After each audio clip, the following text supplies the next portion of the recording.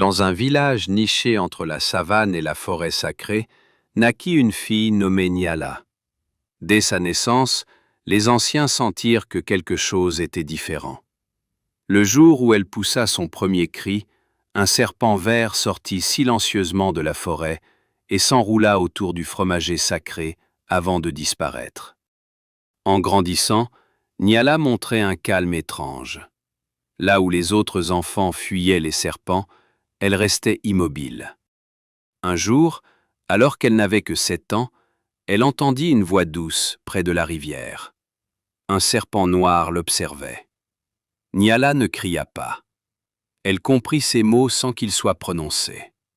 Les serpents lui parlaient de la terre, de l'eau et des équilibres invisibles. La fillette gardait ce secret. Mais les anciens commencèrent à remarquer que là où Nyala passait, les récoltes prospéraient et les animaux restaient paisibles. Une nuit, sa mère la trouva parlant seule sous la lune. Derrière elle, plusieurs serpents formaient un cercle parfait. La peur entra alors dans le cœur du village. Lorsque les rumeurs se répandirent, le regard du village changea. On murmurait que Nyala était maudite. Les enfants furent interdits de jouer avec elle. Les serpents, attirés par sa présence, apparaissaient de plus en plus souvent aux abords des maisons. Les anciens convoquèrent une assemblée. Certains disaient qu'elle devait être chassée, d'autres craignaient la colère des esprits. Nyala, silencieuse, comprenait leur peur. Les serpents lui disaient de rester calme.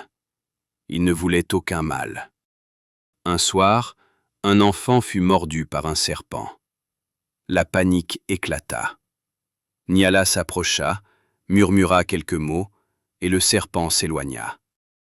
Elle appliqua des feuilles sacrées, et l'enfant survécut. Mais au lieu de gratitude, la peur grandit. Craignant pour leur sécurité, les villageois décidèrent d'exiler Nyala. Avant l'aube, elle quitta le village. Les serpents la suivirent en silence. Dans la forêt sacrée, elle apprit leur langage ancien. Ils lui révélèrent qu'elle était choisie pour maintenir l'équilibre entre l'homme et la nature. Nyala accepta son destin. Une grande sécheresse frappa le village. Les serpents devinrent agressifs. Les anciens comprirent leur erreur. Ils allèrent chercher Nyala. Elle revint, parla au serpent, et la pluie tomba. Nyala ne fut plus jamais rejetée. Elle devint la gardienne. On l'appelait désormais la femme qui parlait au serpent.